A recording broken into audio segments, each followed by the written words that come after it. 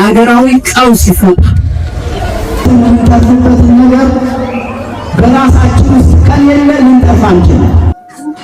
በአሩሲ የተደረገው የኢትዮጵያ ኦርቶዶክስ ተዋሕዶ ቤተክርስቲያን ጭፍጨፋ ዓለም ዛሬ በብዙ መንገድ እያነሳው ይገኛል።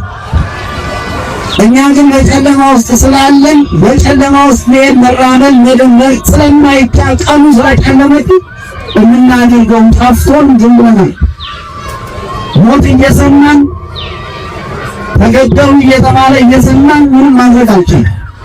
በጨለማ ውስጥ የሚኖር ሕዝብ የሚያደርገውን ያውቃል። መሪው ማን እንደሆነ የማያውቀው ተመሪው ማን እንደሆነ ያውቁም። ዝም ብሎ ሲጎናበስ ሲካሰስ ሲጎነጃጀል ነው። ዝምታ አንዳንዴ ሆኖ አንዳንድ ጊዜ ደግሞ መብትን በማስከበር የሚጮህ ጩኸት ደግሞ መብት ስለሆነ በስሙ የሚከለክል ነገር መብት ጠብቅልኝ ብሎ መጮህ ሕጋዊነት ሕገወጥነት። እኔ የራሴን ኃይል እንዲሆን እያስባለሁ። ሌላው ደግሞ ከፖለቲካው ጋር አብሮ የሚያቀነቅናል። ሌላው ደግሞ ጥቅም አሳዳጅ አለ። በእነዚህ ምክንያቶች ሁሉ ሕይወታችን ደርቆ ቤተ ክርስቲያን አካላችን አለ እንጂ ሕይወታችን ከቤተ ክርስቲያን ውጭ ስለሆነ በዓለማዊ ፍላጎት የተያዘ ስለሆን ነገሮችን በአንድ መስመር የማምጣትና ለአንድ ነገር የመጮህ የመናገር አቅማችን በጣም ደካማ ነው። በክርስቶስ እንዳትናገሩ እንዳትመሰክሩ ተብሎ የተከለከለበት ዘመን የጨለማ ዘመን ነበረ። በዚያን ሰዓት ግን ስለመብታቸው ይሞግቱ ነበር። ስለመብታቸው ይሞግቱ ነበር። የእነከሌ ጉዳይ ጎዳት ከቤተ ክርስቲያናቸው በላይ ከእምነታቸው በላይ ማንም የለም። ከእምነት በላይ ምን ነገር የለም። አስቸጋሪና በጣም በጨለማ ዘመን የሚደረግ ጉዞ እና በዚህ የምንነጋገረው ያለንበት ዘመን የጨለማ ዘመን። ጨለማ ማለት ደግሞ የፀሐይ ግርዶሽን ፀሐይ 12 ሰዓት አብርታ ወደ ሌላ ዓለም ስትዞር ስለዚህ ስለ ጨለማ ነው።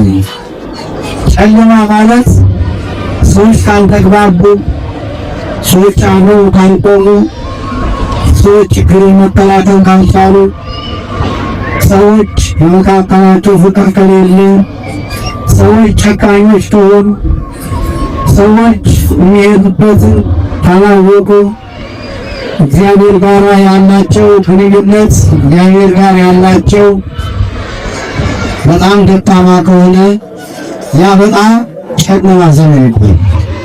በጣም ጨለማ። ምክንያቱም የሰው ልጅ ዘመንም ጨለማ፣ የሰው ልጅ አመለካከት፣ የሰው ልጆች ስራ በምድር ላይ የተሻለ ስራ የተሻለ ውጤት ማምጣት ካልቻለ ዘመኑ ጨለማ ነው። ዘመኑ ጨለማ ነው። በምድር ላይ ወይም ደግሞ በምድር ላይ ለተፈጠሩ ፍጥረታት በመሪነት ደረጃ የሚሰየሙ በሃይማኖት ይሁን በመንግስት በንግዱ ይሁን በእርሻው በየትኛውም የሥራ ዘርፍ ያሉ በኃላፊነት ያሉ ሰዎች ከእነሱ በጎነት ሲጠፋ ዘመን ጨለማ ነው። ዘመን ጨለማ ነው እና ስለዚህ ዘመን ነው በአስቸጋሪና በጨለማ ዘመን ምን አይነት ጉዞ እንደምንጓዝ ለእናንተ ብዙ የሚከብዳችሁ ነገር አለ። በጣም የጨለማ ጉዞ የተጓዙ ሰዎች እንደ ምሳሌ ማንሳት ከተቻለ እስራኤላውያን ናቸው። እስራኤላውያን በዘመነ ፈርዖን የነበሩ እስራኤላውያን አንደኛው የዋሁ ደጉ ፈርዖን አልፎ የሌላው ክፉ ፈርዖን ሲነሳ ለእስራኤላውያን በግልጽ ጨለማ ሆኖባቸው ነበር። የጨለማ ዘመን ነበር። አገዛዙ የሚወጣው ፖሊሲ ማንኛውም ነገር እነሱ ያጠፋ የሚችል ለዋድም የሚችል ለተገጸ ምድር ያጠፋ የሚችል ሲወልዱ እንኳን ልጆቻቸው እንዲገደሉ አዋጅ ወጣበት ዘመን ስለነበረ ያ ዘመን ለእስራኤላውያን ጨለማ ነበር። ጨለማ ነበር። ያ ማለት ቀን ጨለማ ማለት አይደለም፣ ግን ቀኑ ጨለማ ነበር ለነሱ። ነፃነታቸው የተገፈፈበት በጣም ከባድ አስቸጋሪ የሆነ ኑሮ የኖሩበት የነበረው ቀን ማታ ጠዋትም ማታ ዘመናቸውን የሚያሳልፉት በልቅሶ በመከራ ነው። ምክንያቱም ሞት በእነሱ ላይ ታውጆ ስለሆነ። ስለዚህ ዛሬ በዘመናችን እንደዚህ አይነት ችግሮች በእኛ ዘመን ተከስተዋል ማለት ይቻላል። ለማን ተከስተዋል ማለት ይቻላል? ምክንያቱም ይህ የጨለማ ጉዞ ሰዎች ሲጀምሩ ሶስት ነገሮች ይከሰታሉ። ሶስት ነገሮች። አንደኛ አገራዊ ቀውስ ይፈጠራል። አገራዊ ቀውስ ይፈጠራል። ዛሬ አገራዊ ቀውስ አገራዊ ዲስትራክሽን ላይ ያለንበት ጊዜና ሰዓት ነው። ምክንያት ብዙ ሰዎች ይራባሉ። ምክንያት ብዙ ሰዎች ይፈናቀላሉ። ምክንያት ብዙ ሰዎች በብሔራቸው በሃይማኖታቸው ይገደላሉ። ብዙ ሰዎች ቀኑ ጨልሞባቸው ያለበት ስለሆነ ጦርነት አለ፣ ረሃብ አለ። ስለዚህ ይህ ዘመን ለኢትዮጵያውያን ለኦርቶዶክሳውያን ብቻ ሳይሆን አገራዊ ቀውስ የተፈጠረበት ጊዜ። ስለዚህ ይህ ከሆነ ይህን ዘመን ብርሃን ሳይሆን ጨለማ ነው፣ የጨለማ ዘመን ነው። የጨለማ ዘመን ጨለማ የሆነውን ዘመን ከጨለማ ለመውጣት ምን አይነት መንገድ መጠቀም መቻል አለብን? ሌላው ሁለተኛው ኢኮኖሚያዊ ዝቀት ነው የሚፈጠረው። ዘመን ሲጨልም፣ ዘመን ሲከፋ፣ ቅድም እንዳልኳችሁ ማንኛውም ሰው በጎነት ስለጠፋ፣ መረዳዳት ስለጠፋ፣ አብሮ መቆም ስለጠፋ በዚህ ምክንያት የኢኮኖሚ ቀውስ ይፈጠራል። ዛሬ ኢትዮጵያውያን በየቤታችሁ ምን ያህል ችግር እንዳለባችሁ ራሳችሁ ታውቃላችሁ። የምትኖሩ ሰዎች፣ የምትነግዱ ሰዎች፣ የምትሸጡ የምትለውጡ ሰዎች፣ በስራ ቦታ ያላችሁ ሰዎች እጃችሁ ላይ ያለው ገንዘብና ገበያ ሄዳችሁ የምትገዙበት ምን አይነት ገንዘባችሁ አቅም እንዳለው ገዝታችሁ የሚያህል እንደሚጠፋችሁ ራሳችሁ ይታወቃል። ስለዚህ በአጠቃላይ በጣም የኢኮኖሚ ችግር የኢኮኖሚ ውድቀት ይመጣል። አስቸጋሪ የሆነ ወቅትና በጨለማ ዘመን አንዱ ይሄ ክስተት ይከሰታል እና ዛሬ ወገኖቻችን በብዙ ጭንቀት ውስጥ ሰው ነግዶ ማትረፍ የማይችልበት ዘመን ላይ ነው ብዬ አስባለሁ። ሰው ኑሮት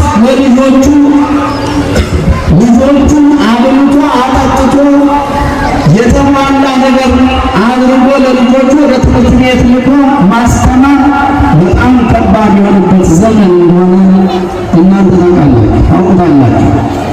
ስለዚህ ይህ ዘመኑን ጨለማ ያደርጋል። በሀገር ሰላም ከሌለ፣ በኢኮኖሚ ምን ነገር ከሌለ ምን ይባላል? ምን ሊባል ይችላል?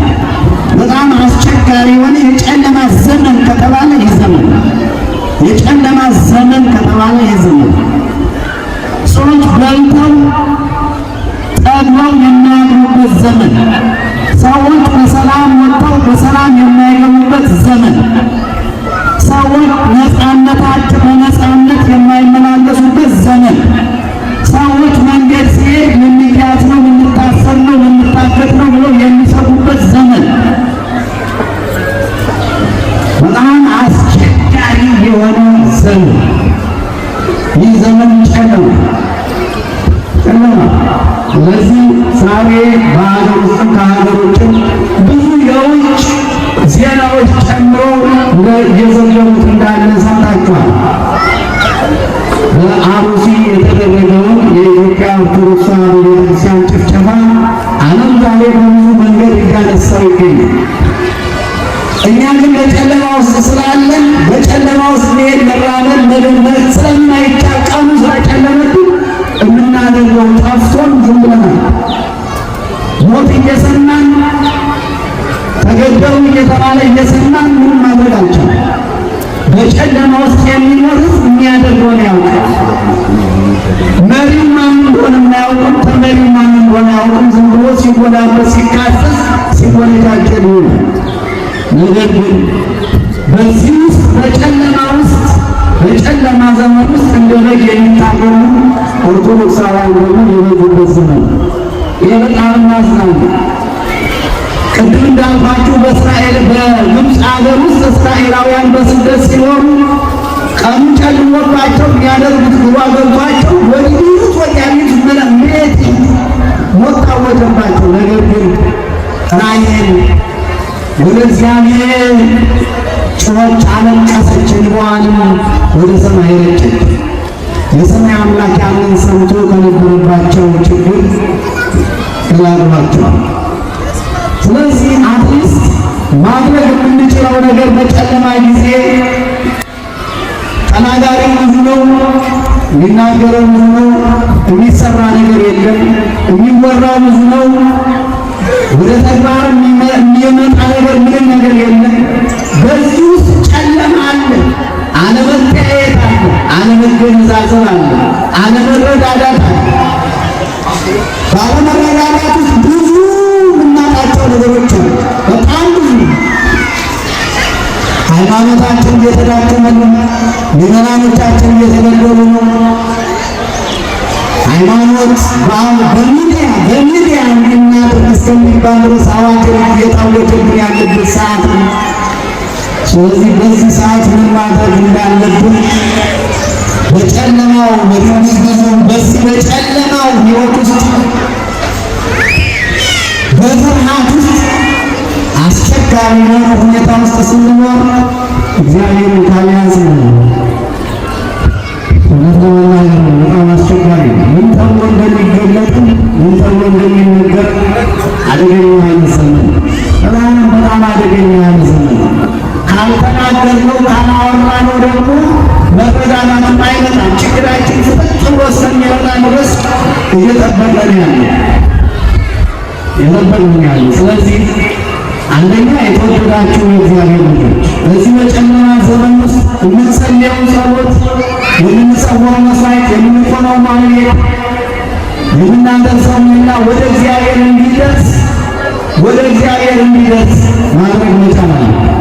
እግዚአብሔር በሰጠን አይን ወደ ነገር ማድረግ መስራት ከኛ ይጠበቃል። ስለዚህ ሌላው ሶስተኛው የሚከሰተው መንፈሳዊ ድቀት። አንዱ ችግሩ በሃይማኖታችን በቤተ ክርስቲያናችን ዙሪያ የሃይማኖት የመንፈሳዊነት ድቀት ስለገባት መንፈሳዊነት እውቀት ሊኖረን ይችላል፣ መናገር እንችል ይሆናል፣ መስፈር እንችል ይሆናል፣ ማስየር እንችል ይሆናል፣ ሌላ ነገር ማድረግ እንችል ይሆናል። መንፈሳዊነት ከውስጣችን ከሌለ የምንናገረው የምንዘምረው ነገር ሁሉ ከንቱ፣ ትሕትና ከሌለ፣ መታዘዝ ከሌለ፣ መደማማጥ ከሌለ ይሁን ዋጋ የለውም። ስለዚህ መንፈሳዊ ድቀት አለ። ለዚህ ነው ቤተ ክርስቲያኗ በጋራ የማትቆምበት ምክንያቱ ምንድን ነው? መንፈሳዊ ድቀት በውስጣችን ስላለ እኔ የራሴን እንዲሆን እያስባለሁ፣ ሌላው ደግሞ ከፖለቲካው ጋር አብሮ የሚያቀነቅናል፣ ሌላው ደግሞ ጥቅም አሳዳጃለ።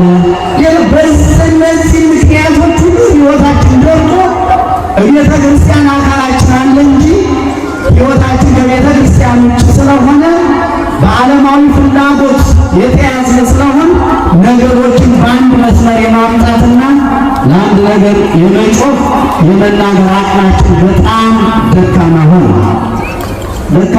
መንፈሳዊ ድቀት ይህንን ማስወገድ ካልተቻለ ጨለማችን ይቀጥላል፣ ችግራችን ይቀጥላል፣ ሁሉ ነገር ይቀጥላል። በሚዲያ ስለተናገረ ችግር ሶልቭ ማድረግ አይቻልም። መሬት ላይ እየወረደ ስራ ይጠይቃል። መሬት ላይ እየወረደ መሰባሰብ መነጋገርን ይጠይቃል። ትክክለኛውን መስመር ለማግኘት ከሚመለከታቸው አካል ጋር ውስን ያለ ሩቅ ያለ ውይይትና ንግግር ያስፈልጋል። ይህን እንዳናደርግ ይህን እንዳይሆን ግን መንፈሳዊ ድርቀት በእያንዳንዳችን ላይ ስለገባ እኛም ሁሉ ለያይቶን በተለያየ ነገር በተለያየ ጎራ አቁሞ ብቻ ሆነ ለመናገር አስቸጋሪ የሆነበት ዘመን ላይ ደርሰናል። በዚህ ምክንያት ሞታችን አልቆመም። በዚህ ምክንያት መፈናቀላችን አልቆመም። በዚህ ምክንያት ቀኑን እንደጨለመብን ይህ የጨለማ ቀን ግን ወደ ብርሃን ለመቀየር ስራ ያስፈልጋል። ጨለማውን ለመግፈፍ ስራ ያስፈልጋል። መሬት ላይ የወረደ ስራ ያስፈልጋል እና ይህንን ማድረግ እነዚህ ሶስት ነገሮች በእንደዚህ በአስጨናቂ በጨለማ ዘመን ውስጥ በሚደረጉ ውስጥ የሚፈጠሩ ነገሮች ናቸው። እነዚህ ምን ያመጣሉ? መንፈሳዊና ስነ ልቦናዊ ቀውስ ይፈጠራል። መንፈሳዊና ስነ ልቦናዊ ቀውስ ይፈጠራል። መግባባት አይቻልም። ስነ ልቦናዊ ቀውስ ከተፈጠረ እኔ ሰው አላችሁ አሰሙ እናንተ ስትዋሩ አልሰሙ። በመካከላችን የተፈጠረ ቀውስ ያንን ቀውስ መስመር ለማስያዝ ቅድም እንዳልኳችሁ አእምሮ ይጠይቃል፣ ማሰብ ይጠይቃል፣ ማስተዋል ይጠይቃል። ከየት ተነስተን የት መድረስ እንዳለብን ስትራቴጂካዊ የሆነ አሰራር የሚጠይቅ ነገር ይጠይቃል።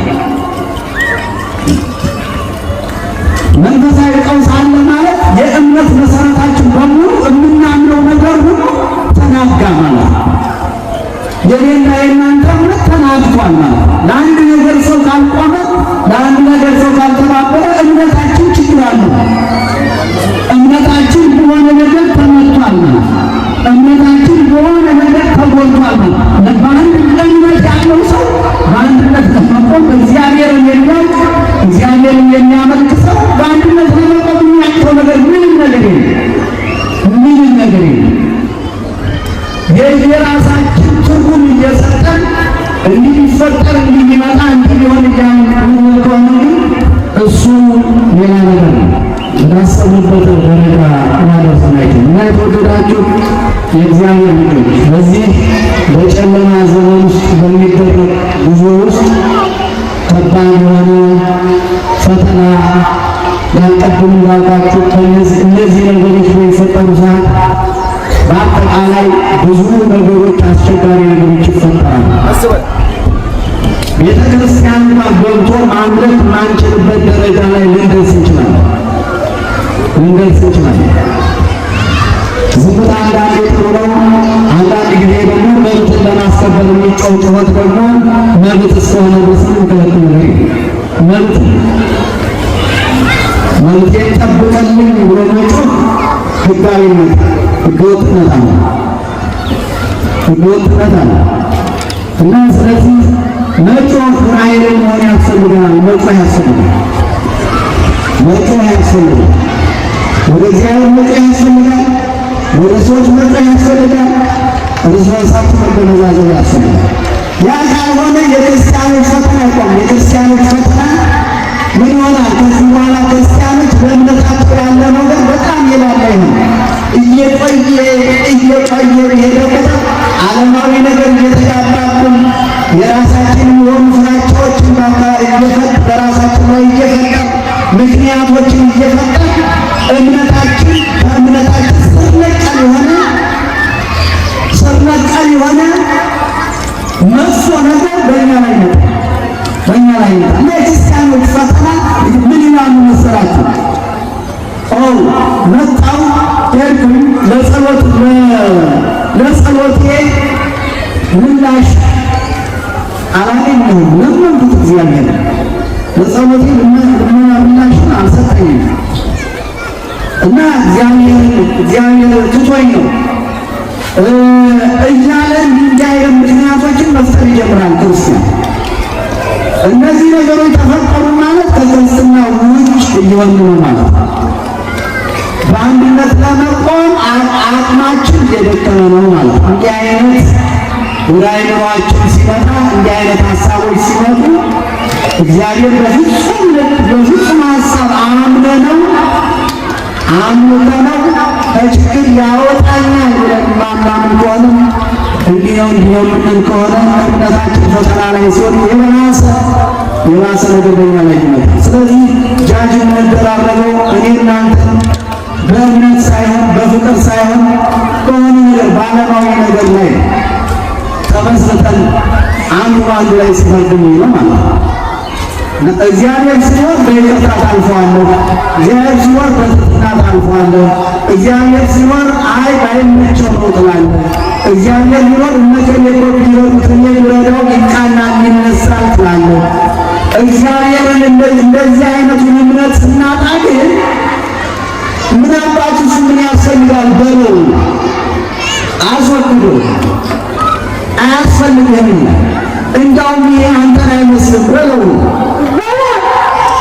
ስለዚህ ከዚህ የተነሳ እምነታችን በጣም አደገኛ ከሆነ ነገር የሚጠብቀን ስለሆነ ከክፉ ዓለም የሚጠብቀን ስለሆነ ክርስቲያኖች ሊፈተኑበት የሚገባውን ነገር ማወቅና መለየት ያስፈልጋል። በእግዚአብሔር ያላቸው እምነት ጠንካራ መሆን መቻል አለባቸው። ለዚህ ምሳሌ የሚሆነን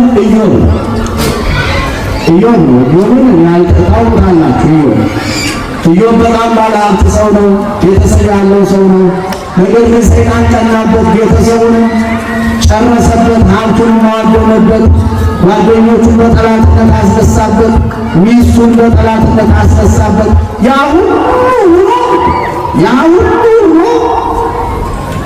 እግዚአብሔር ዋህዶ እግዚአብሔር ነሳ ነው።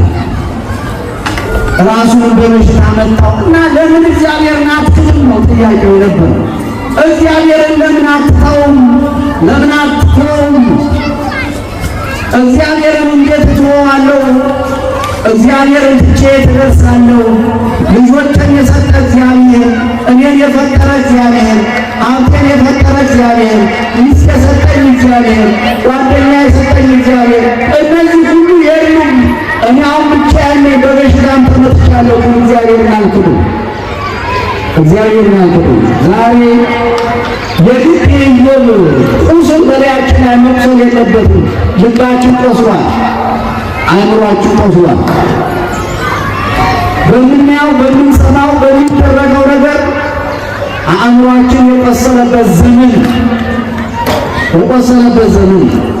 ከዚህ ቁስል ለማገገም ደግሞ ሌላ ማንም አያድንም። ሰዎች በቁስል ላይ ቁስል ይጨምራሉ እንጂ ቁስልን እንዲያድኑልን ቁስልሽን እንዲፈውሱልን ቁስሌን ሊያድኑልኝ ማንም አይችልም። ቁስሌን የሚያድነው መድኃኒዓለም ኢየሱስ ክርስቶስ ብቻ። ወደሱ በመጮህ አንድ መንገድ ዋናው ወደሱ በመጮህ ነው። ሌላው ደግሞ ራሱ እጄን የፈጠረን እግዚአብሔር፣ አፍንጫ የፈጠረ አፌን የፈጠረ አይምሮን የፈጠረ እግዚአብሔር ነው። በፈጠረው ነገር መከላከል መቻል አለብን። መብቴን ለማስጠበቅ መከላከል ሲሰድበኝ እኔ ለምን ተው እንጂ ማለት አለ። አትስደበኝ ነው ተው እንጂ ያረኩ ማለት መቻል አለ። ስለዚህ አንዳንድ ጊዜ እግዚአብሔርን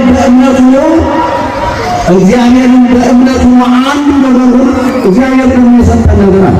አይምሮ ሰጥቶናል። በአይምሯችን እንጠቀምበት፣ መጥፎችን እንድንመክርበት፣ እንድንገስጽበት። ስራቸው ትክክል ያልሆኑ ሰዎችን ስራቸው ትክክል አይደለም ተመለሱ ለማለት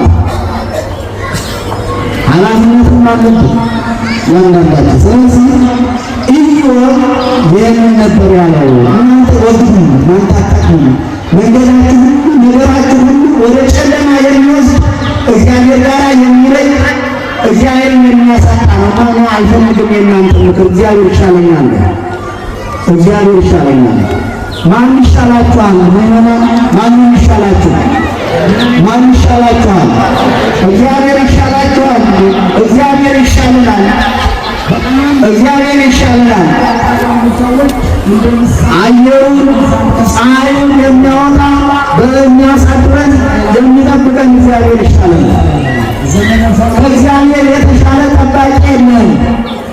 ከእግዚአብሔር የተሻለ የሚያውልህ የሚያሳድርህ የሚመራህ ጥቂቱን እያበዛ በአንተ እውቀት በአንተ ደሞዝ አይደለም የምትኖረው። እንደዚህ አልጨርሰቱ። በኢትዮጵያ የኑሮ ስታንዳርድ ዛሬ አንድ ሰው 100,000 ብር የወር ደሞዝ ገቢ ሊኖረው እንኳን መኖር አይችልም። እንደ እግዚአብሔር ፈቃድ እንደምትኖሩ መረዳት ማወቅ መቻል አለበት። ስለዚህ እግዚአብሔር ምርጫችን ይሁን። ኢዮብ የምናየውና ውስጣችን አንዳንድ ጊዜ የምንተርፍበትን ነገር በራሳችን ውስጥ ከሌለ ልንጠፋ አንችልም። እምነት የሚባለው ነገር ውስጣችን ሊኖር ይገባል። አንድ ምሳሌ ልንገራችሁ። በአንድ ወቅት አንድ ወፍ በከባድ ክረምት ነው። ክረምት ሲባል ያው በረዶ የበዛበት ክረምት ነው እና ያ ወፍ አውሎ ነፋስ ወስዶ በረዶ ላይ ይጥለዋል። ወፉ የሰማችሁ ነው ደጋግማችሁ። አንድ ወፍ በበረዶ ወቅት ነፋስ ወስዶ በረዶ ውስጥ ጣለ። በረዶ ውስጥ ወደቀ። በረዶ ውስጥ ሲወድቅ በረዶ እየወረደ ወፏን እዛ ውስጥ ቀበራት። በረዶ ነው። አንድ ወፍ ከላይ ያለው በረዶ ከታች ያለው በረዶ ቅዝቃዜው ሊገላት፣ ቅዝቃዜው እንዳይገላት ምን አደረገች? ከውስጧ ጩኸት ማውጣት ጀመረች። ጩኸት ትዘምራለች፣ ትጮኻለች። የምትጮኸው ጩኸትና የምትዘምረው ዝማሬ በውስጧ ሙቀት ስለሚሰጣት ያ በላዋ ላይ የነበረ ቅዝቃዜ አደገኛ የሆነ ቅዝቃዜ፣ ገዳይ የሆነ ቅዝቃዜ ሊገላት አልቻለም። ውስጧ ያለውን ኃይሏን ስለተጠቀመች አውሎ ነፋስ ወስዶ ያ ስለጣላት ያው ስለተቀበረች ቅዝቃዜው በረዶ እንዳይገላት ደግሞ ከውስጧ ሙቀት ኃይል መሆናት የሚችል ታወጣ ነበር። በዚህ ምክንያት ገዳይ ከሆነ በረዶ ዳነች ይባላል። በእናንተ ላይ የማይወርድ በረዶ የለም፣ የማይወርድ በረዶ የለም። በቤተ ክርስቲያን ላይ የማይወርድ በረዶ የለም። ቤተ ክርስቲያኗን እንዳያጠፋት፣ ምዕመናን እንዳይጠፉ የትኛውን ኃይላችንን እንጠቀም ነው ጥያቄ። ምን አይነት በጨለማ ዘመን ውስጥ ምን አይነት መንገድ እንከተል? ምን አይነት መንገድ ነው መከተል ያለብን? ምን አይነት መንገድ ነው መከተል ያለብን?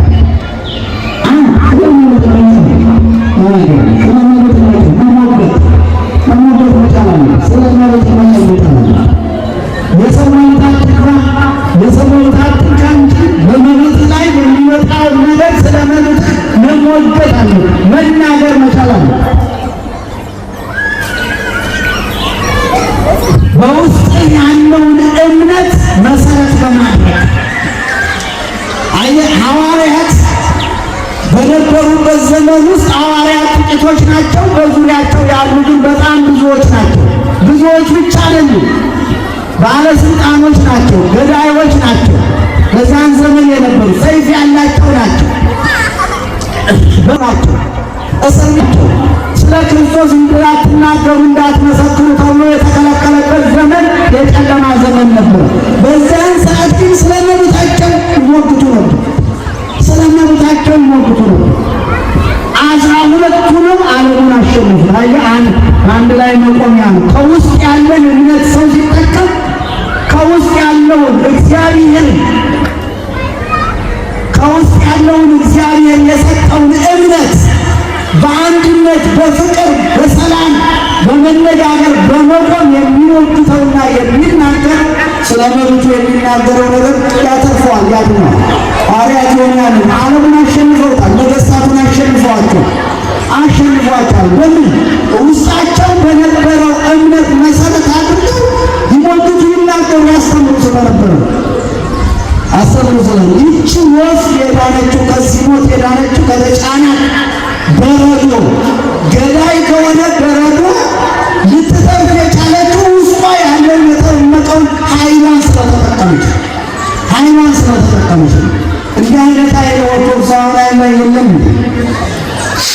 እምነት የላችሁ እምነት የላችሁ እና ይሄ ከሆነ የተወደዳችሁ እግዚአብሔር ልጆች ራሳችሁን አስከብራችሁና ቤተክርስቲያን አስከብራችሁ መኖር ትችላላችሁ። እና ይሄ የራስ ውስጥ ያለ ነገር ከሌለ ነው። ውስጥ ያለ ነገር እኛ ውስጥ የተሰበሰበው የባይት ነገር ከሆነ እግዚአብሔር ጋር የሚያገናኝ ከሆነ እሱ ገና ቀድመን ከፍተናል እነከሌ ብለን የምናመካኝ ከሆነ እሱ ሌላ ጉዳይ። በእነከሌ ተብሎ ክርስትና ይሆን ክርስትና የእኔ ክርስትናዬ የሚያጸድቀኝ የሚያስቆመኝ የእኔ ስራ ራሴ ነው። የእኔ የሃይማኖት አባት ሲሆን በእግዚአብሔር ቃል አስተምራለሁ፣ ጽድቅውን የእግዚአብሔር መንግሥት እንድትወርሱ አስተምራለሁ እንጂ ብትጸድቅ ራሱ ነው። የእግዚአብሔር መንግሥት ለእኔም ለአንተም አንዱ ነው። አንተ የምትገባው እዚያ ነው፣ አንቺ የምትገባው እዚያ ነው፣ እኔ የምትገባው እዚያ ነው። ከዚያ ውጭ ሌላ ነገር። ስለዚህ ስለ እምነት ስለ ሃይማኖት መቆም ያለብን ከራሴ ጀምሮ እና ይህንን በማድረግ ሃይማኖታችሁን ቤተክርስቲያናችን መጠበቅ መቻል አለብን። ውስጣችን ብዙ ነገር አለ። እውነት ክርስቲያኖች ከሆን በጣም ብዙ ነገር አለ። እኛ ውስጥ ያለው የእግዚአብሔር ቃል ነው። እኛ ውስጥ ያለው ዓለምን የፈጠረው የእግዚአብሔር ቃል ነው። እኛ ውስጥ ያለው ሁለት ሰይፍ እንዳለው እንደተሳለ ያለ የእግዚአብሔር ቃል ነው። እኛ ውስጥ ያለው እንደ መዶሻ ሰይጣንን የሚቀጠቅጥ የእግዚአብሔር ቃል ነው። እሱ ካለ ምን ችግር የለም። እሱ ከሌለ ብቻ እሱ ስለሌለ ነው። በጨለማው ውስጥ ሁላችንም ቅድም እንዳልኳችሁ ዘመኑ ጨለማ ነው።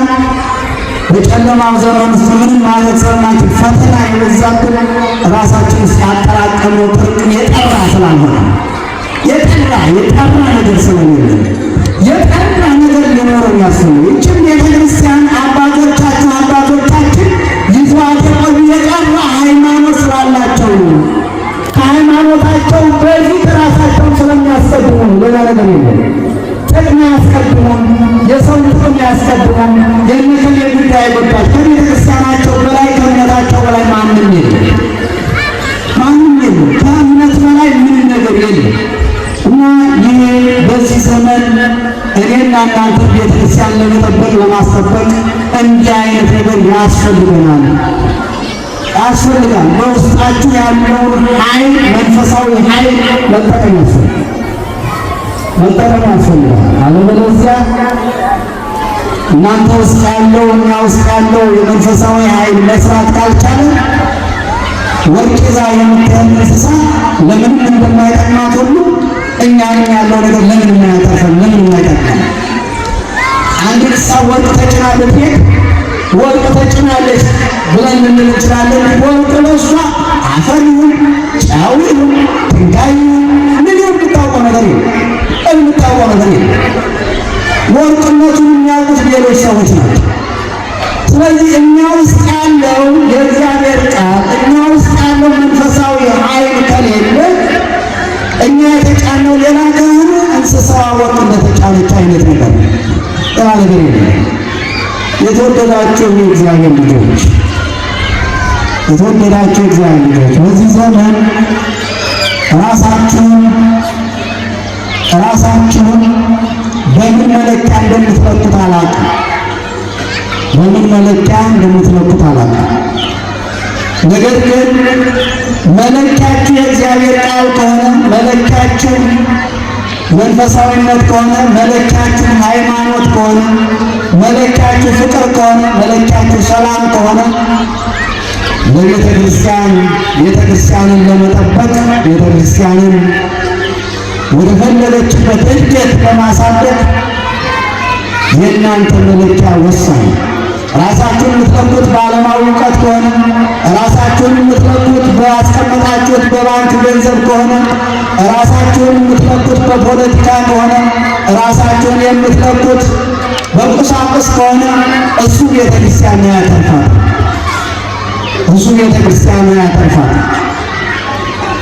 ራሳችሁን የምትለኩት በእግዚአብሔር ቃል ከሆነ እናንተ በእናንተ ላይ እግዚአብሔር ያድራል፣ እግዚአብሔር በእናንተ ያድራል፣ እናንተም እግዚአብሔር ዘንድ ታድራላችሁ ማለት ነው። እግዚአብሔር ማደሪያ ትሆናላችሁ ማለት ነው። ስለዚህ እንደው ብዙ ነው ላነሳው የፈለጉት ነጥብ እናንተን ደግሞ ሳያው በጣም ጊዜ የሚወስድባቸው መስሎ ስለተሰማኝ እንደው ሌላውን ነጥቦችን ሁሉ ትቼ ወደ መጨረሻው ብጨርስ ነው የሚሻለው። ምክንያቱም አዲስ ነገር የነገርኳችሁ ነገር የለም። አዲስ ነገር የነገርኳችሁ ነገር የለም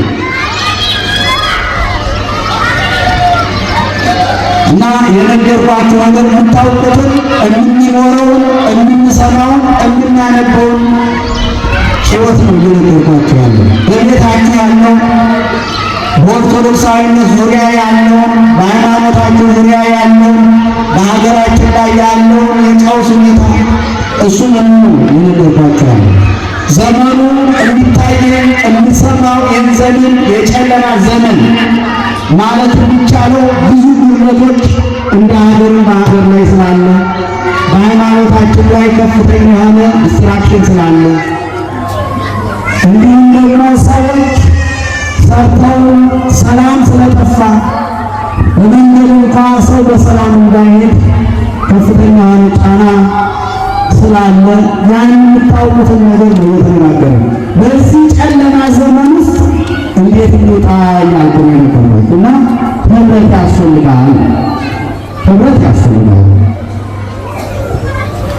ህብረት በጣም ያስፈልጋል። ህብረት እንደሚያስፈልግ አንድ ምሳሌ ነገራችሁና ወደ መጨረሻው ሄድ። በአንድ ወቅት እኛ መቼም ኢትዮጵያውያኖች አልታደልም። ዛሬ ታሪክ አለን ብለን ታሪኩን ራሳችንን ላለመቀበል ራሳችን ተከፋፍለንበታል። በራሳችን ታሪክ በሀገሩም ራሱ ዛሬ እኛ የምንስማማም አይመስለኝም። ኢትዮጵያ በሚባለው ሀገር የምንስማማም አይመስለኝም። እውነት ለመናገር ከፍተኛ የሆነ መርገም በሽታ ነው ያለው። በጣም አደገኛ የሆነ በ21ኛው ክፍለ ዘመን ወዴት አቅጣጫ ሊወስድ የሚችል መንገዱ የማይታወቅ የጨለማ ዘመን። እኛ እንደ ኦርቶዶክሳውያን ያለችን ሀብት ንብረት ቤተክርስቲያናችን ናት። ለቤተክርስቲያናችን ደግሞ ክርስቲያኖች ህብረት እንደሚያስፈልጋቸው በጽኑ ይታመናል። አንድ መሆን እንደሚያስፈልጋቸው በጽኑ ይታመናል። እና በአንድ ወቅት አንድ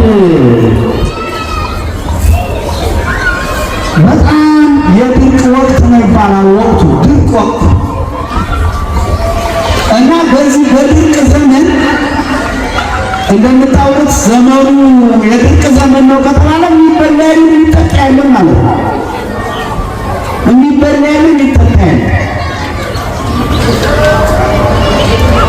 አንድ ቦታ ላይ አንድ ዛፍ ፍሬ ያፈራች ዛፍ ተገኘች።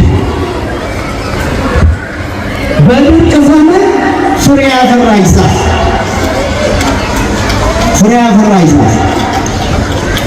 በዚህ አካባቢ የነበሩ ደግሞ ምኖች ናቸው? ዝንጀሮች። ረሃብ ሊሞቱ ሲሉ በዚያ ምድረ በዳ ላይ አንድ ዛፍ ፍሬ አፍርቶ ተገኘ። ፍሬ አፍርቶ ተገኝቶ እነዚያ ዝንጀሮች በሰላማዊ መንገድ በልተው መጥገብ ይችሉ ነበር። ነገር ግን ፍሬዋን በጋራ ላለመብላት በከለራቸው ተለያዩ። የከለር ልዩነት ፈጠሩ። አንተ ጥቁር ነህ፣ አንተ ነጭ ነህ፣ እንደኛ ማለት ነው። እንደኛ አንተ ኦሮሞ ነህ፣ አንተ ትግሬ ነህ፣ አንተ አማራ ነህ፣ አንተ ምንድን ነህ እንደምንለው ማለት ነው። አብረው መብላትና ረሃባቸውን ማስታገስ ሲችሉ አንተ ጥቁር ነህ፣ አንተ ትንሽ ነህ፣ አንተ ወፍራም ነህ፣ አንተ ምንድን ነህ በሚል ጠፈጠ። ከፍተኛ የሆነ ጠብ ተፈጠረ። በቆዳ ቀለማቸው ስለተጣሉ እርስ በእርሳቸው በጣም ተበጣበጡ። ከዚያ በኋላ ጌታ የጫካ እሳት ተነሳ። እየሰማችሁ ምን ተነሳ? የጫካ እሳት ተነሳ። የጫካ እሳት ሲነሳ ዝንጀሮ የለ፣ የዛፍ ፍሬ የለ፣ ሁሉንም ማለት አደረገ። ሁሉንም በልተው በአንድነታቸው፣ ምክንያቱም ሊያመልጡበት የሚችሉትን አንድነት አልፈጠሩም። ሊያመልጡ የሚችሉበት አንድነት አልነበራቸው።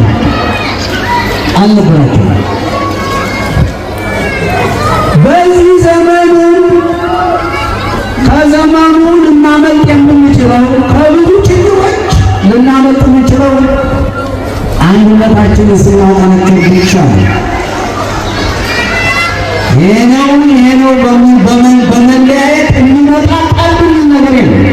የከፋ ነገር ልንፈጥር እንችላለን። አስከፊ የሆነ ረሃብ ልናመጣ እንችላለን። አስከፊ የሆነ ጦርነት ሊመጣ እንችላለን። አስከፊ የሆነ የእርስ በርስ መጠላለፍ ሊፈጠር ይችላል። አንድነት ከሌለም የሆነው ይሄ ነው። ምንም ጥርጥር የለውም። ይሄ ትንቢትም መናገር ያስፈልገው። እንደዚህ ካለንበት ተነስቶ መናገር ብዙ የሚከብድ የሚያስቸግር ነገር አለ እና የተወደዳችሁ የእግዚአብሔር ልጆች እንደ ቤተ ክርስቲያን ዛሬ አንድ ሆነን መቆም ካልቻል ቤተ ክርስቲያናችን አደጋ ላይ ልትወድቅ ትችላለች። አደጋ ላይ ልትወድቅ። ሲሰሩ ኖ አትስገቡ፣ ሲገሉ ኖ አትግደሉ። አንድ ማለት ያስፈልጋል። አንድ መናገር ያስፈልጋል። አንድ መጓዝ ያስፈልጋል።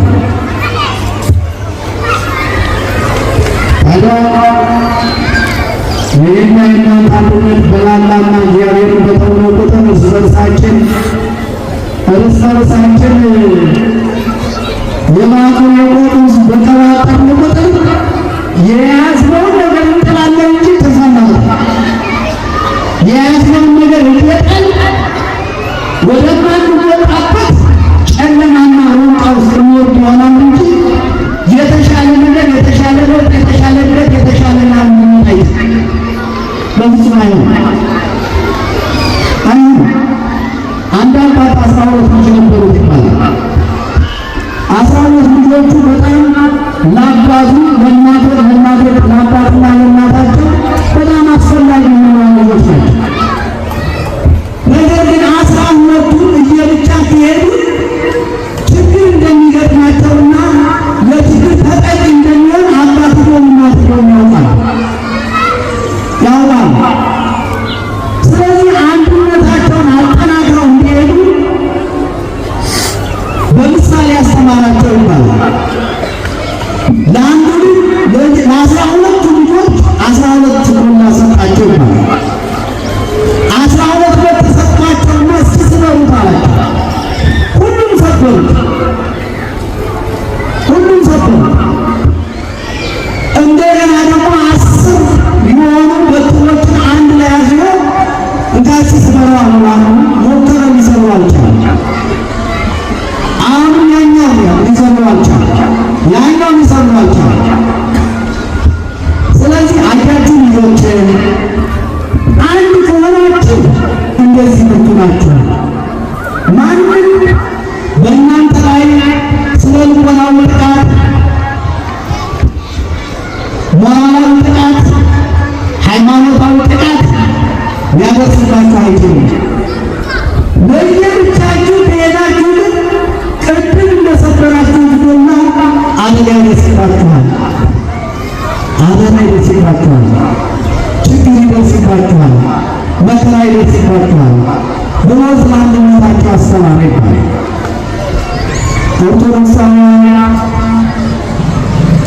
ኦርቶዶክሳውያን እንደ ሃይማኖት የኢትዮጵያ ኦርቶዶክስ ቤተክርስቲያን በጋራ በአንድነት የምትቆሙበት እንጂ ተለያይተን የምትቆሙበት ጊዜ አይደለም። በተለያየች ቁጥር እንደዚህ ክርስቲያኖች ሞቱ፣ በዚህ ክርስቲያኖች ተገደሉ፣ በዚህ ክርስቲያኖች